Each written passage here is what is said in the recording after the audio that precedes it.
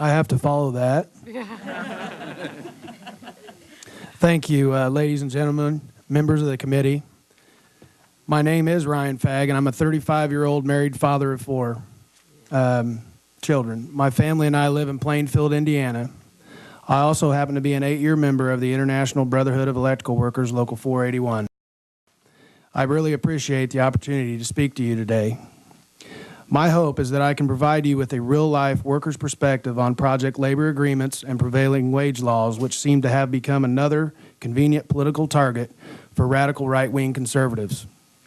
What worries me the most is the fact that those who seek to gain some sort of political advantage by repealing and prohibiting prevailing wages and PLAs really have no understanding of how the construction industry works. If they did, they would know that there are essentially 2 radically different business models that make up the U.S. construction market today. On one side is what we call the race to the bottom approach that believes that contracts ought to be awarded solely on the basis of the lowest bid. Under this approach, contractors are almost forced to assemble a low-skill, low-wage workforce. For the most part, they don't offer health care or retirement benefits, and they oftentimes illegally classify their employees as independent contractors to further reduce their labor costs. The lack of health care benefits is particularly problematic because of the fact that our industry is inherently dangerous. And when these workers get hurt, their only recourse is to go to the hospital emergency room.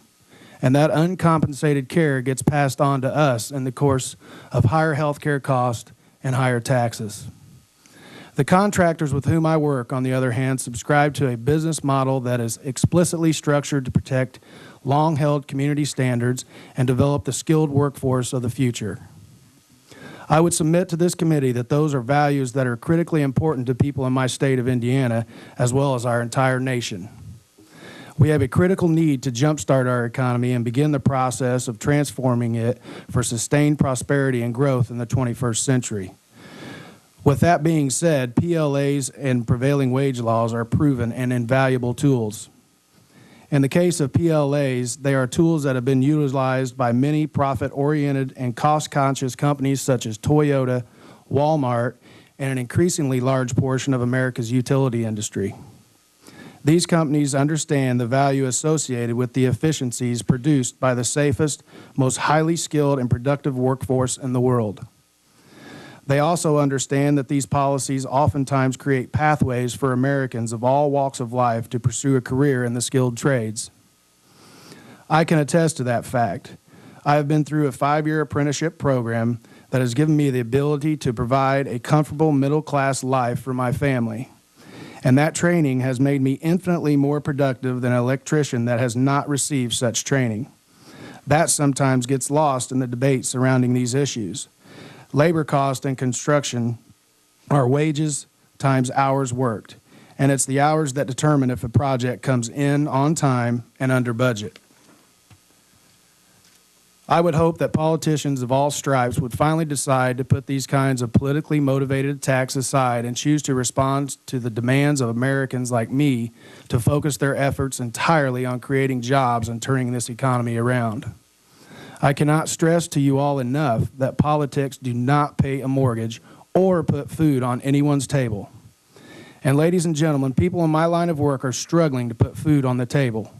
In my local union alone, we have 670 journeyman wiremen out of work. This represents approximately 36% of unemployment in our local hall. And if prevailing wage laws are repealed and if PLAs are outlawed, I may have to find another line of work. Because I don't want to be able to make a living competing against the race to the bottom business model that cheats America and American workers. I would hope that lawmakers can see through the facade of free and open competition argument that drives these efforts. The exploitation of a low-wage, low-skill workforce begs the question as to whether or not that constitutes free and open competition. I certainly understand the need for government to get a handle on its finances, but being fiscally responsible does not mean that it has to come at the expense of the American workers who created the standards that protect and strengthen the U.S. construction industry. Thank you.